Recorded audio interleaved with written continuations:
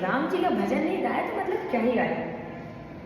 और ये मेरा फेवरेट है। राम आएंगे तो अंगना सजाऊंगी, दीप जला के दिवाली मैं मनाऊंगी, मेरे जन्मों के सारे दुख मिट जाएंगे, राम आएंगे, मेरी झोपड़ी के भाग आज खुल जाएंगे, राम आएंगे, राम आएंगे, आएंगे, राम आएंगे, राम आएंगे, आएंगे, राम आएंगे, राम आएंगे, आएंगे, राम आएंगे।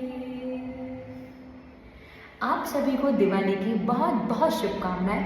खुश रहिए और अपने परिवार के साथ खूब धूमधाम से दिवाली सेलिब्रेट करिए। सो बाय, नमस्ते और सॉरी, बाय।